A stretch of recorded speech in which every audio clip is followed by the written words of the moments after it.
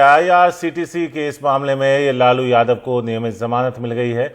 CBI और ED के मामले में उन्हें नियमित जमानत दी गई है। इसके अलावा राबड़ी देवी और तेजस्वी यादव को भी इस मामले में नियमित जमानत मिल गई है। पटियाला हाउस कोर्ट ने जमानत दी है। फोन लाइन पर हमारे साथ आशीष भार्गव मौजूद हैं। आशीष, ये पूरा मामला आईआरसीटीसी के 2 होटलों की देखरेख में जो कथित अनियमितताएं हुई थी, एक निजी फर्म को सौंपा गया, उसका मामला था। तो किस बिना पर अब ये जमानत है और किस ओर है ये मामला पूरा, अगर आप विस्तार से समझा सकें।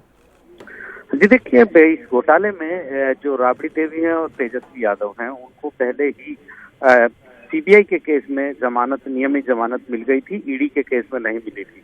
तो यहाँ पर उनको ईडी केस में भी जमानत नियमित मिल गई है। लालू यादव क्योंकि झारखंड की जेल में है चारा घोटाला के मामले में, तो वो पेश नहीं हुए थे, उनके वारंट हुए थे और उसके बाद उनको जो है वो वीडियो कॉन्फ्रेंसिंग के जरिए पेश किया गया था पटियाला हाउस कोर्ट में, और अब उनको भी इस पूरे केस में जमानत मिल गई है। और हालांकि क्योंकि सीबीआई या ईडी ने कभी भी उनको गिरफ्तार करने की कोशिश नहीं की इस पूरे मामले में, और ना ही कभी उनको इस तरीके के कोई वारंट इशू हुए कि वो सरेंडर करें, तो लिहाजा उनको जमानत दे दी है कोर्ट ने। लेकिन ट्रायल जो है वो जो केस है वो फिलहाल चलता रहेगा। लेकिन एक बड़ी राहत इसलिए कही जा सकती है कि भले ही एजेंसियों ने उनको गिरफ्तार नहीं किया, लेकिन वो लगातार जमानत का विरोध करते रहे इन लोगों का, तो निश्चित तौर पर ये एक बड़ी राहत है लालू और उनके परिवार को इस घोटाले में। जी, लेकिन आशीष, लालू यादव तो जेल में ही रहेंगे क्योंकि जिस चारा घोटाले के मामले में 2 मामलों में उन्हें सजा हो गई है और उसमें तो बेल हुआ नहीं है उनका अभी। जी बिल्कुल, देखिए वो क्योंकि वो दूसरे मामले हैं, वो चारा घोटाला में जेल में हैं, उनको जो सजा हुई है वो उनको काटेंगे। लेकिन ये एक अलग मामला है, इसलिए उनको उस जेल से राहत नहीं मिली, लेकिन उनको एक मामले में बेल मिल गई। वो एक बड़ी बात है क्योंकि इस मामले में उनके ऊपर कोर्ट ने उनको कस्टडी में नहीं भेजा है।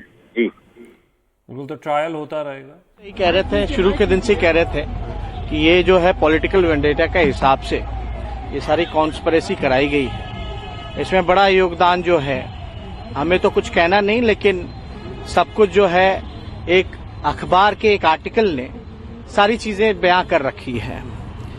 जब सीबीआई डायरेक्टर जो उस वक्त के थे आलोक वर्मा जी, उनका जो स्टेटमेंट रहा कि किस प्रकार से सुशील मोदी जी, पीएमओ के एक अधिकारी और लगातार बिहार के मुख्यमंत्री का दबाव था कि हम लोगों पे फर्जी मुकदमा कराया जाए ताकि एक नीतीश कुमार जी के लिए रास्ता खुल जाए, जनता में बोलने के लिए एक एक्सक्यूज हो जाए, वापस बीजेपी में क्यों गए। तो ये बीजेपी के साथ आप रहिएगा तो आप राजा हरिश्चंद्र के रूप में नवाजे जाओगे। अगर बीजेपी के खिलाफ आप लड़ोगे, उनके विचार के खिलाफ लड़ोगे, तो आप पे सीबीआई मुकदमा होगा। हम लोगों पे है। अभी आप देखेगा महागठबंधन बना, यूपी में अखिलेश जी मायावती जी एक हुए, तो अखिलेश जी के पीछे लगा दी गई सीबीआई। आप देखेगा उससे पहले चंद्रबाबू नायडू जब निकले एनडीए से तो उनके पीछे लगा दी गई। तो मोस्टली आप देखिएगा जितने भी ओपोनेंट हैं, इनके ऑपोजिशन के लीडर्स हैं, उन पे ये मुकदमा कराया।